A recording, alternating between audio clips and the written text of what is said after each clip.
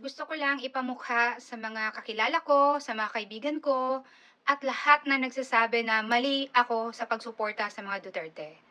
At lahat ng mga nagsasabi na tama yung mga pinklawan, dilawan, at lahat ng kulay ng politika dyan sa Pilipinas. Kung nagawang magsinungaling ng isang tao sa harap ng media, it's possible na ginagawa niya yan ng paulit-ulit. Ito ang photo op. Ito naman ang close. Ganito ang photo op. Ganito naman ang close. Nakakapagtataka na sa sobrang trending ng taong yan dyan sa Pilipinas, hindi man lang ma-check ng mainstream media kung ano ang totoo. Pinipilit nilang pinapaniwala yung mga Pilipino na yan yung totoo na naratibo.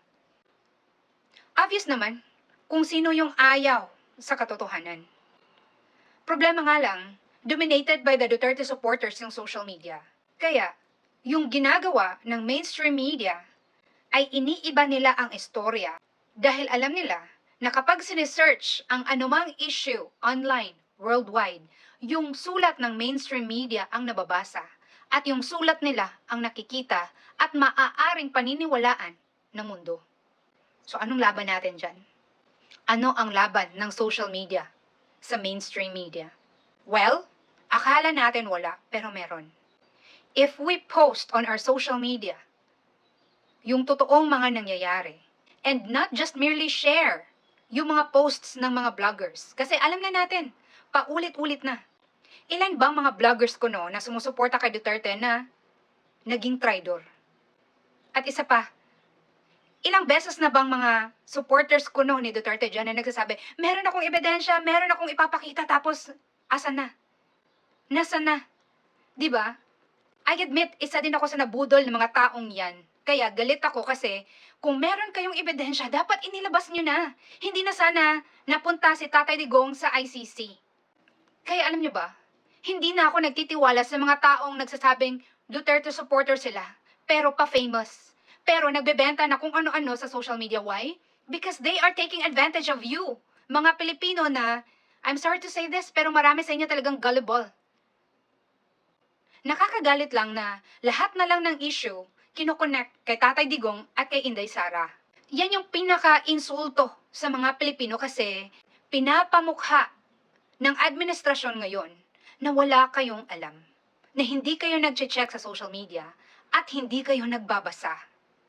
Yung mga pinklawan, dilawan at yung mga naiinis sa mga posts ko kasi nga bayaran daw ako. Hanggang ngayon ba naniniwala kayo na nasa tamang side kayo? Alam niyo kung anong totoo? Lahat ng mga totoong Duterte supporters na kilala ko, naghihirap. Why? Kasi hindi nila magawang gamitin ang pangalan ni Duterte para sa sarili nilang kapakanan. Ilan ba? Yung mga famous dyan, na ginagamit yung pangalan ng mga Duterte para sa ano? Para makapaglikom ng donation? Para magkaroon ng opportunity sa TV? Media engagements?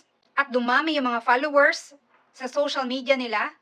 Tapos yung mga sinasabi, pagmumura, puro sabi nila, wala namang facts. Tapos ito pa, ginagamit ko no, yung mga issue ng Duterte ngayon o ng bansa ngayon sa social media, pero panay pa cute.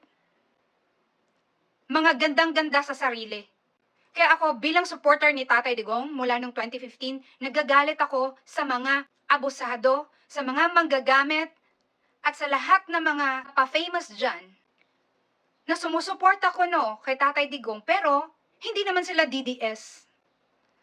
At least ako, mula pa noon, hindi ko sinasabi na die-hard Duterte supporter ako. I just said I support Duterte kasi alam ko na ginawa niya yung best niya para lang maging mabuti yung Pilipinas. Kaya kayo mga Pilipino, mag-ingat na kayo. Huwag na kayong magpaloko. Kasi etong mga tao to, naging famous sila dahil sa inyo. Kaya cargo de konsensya din ninyo ang lahat ng mga nangyayari ngayon sa bansa natin.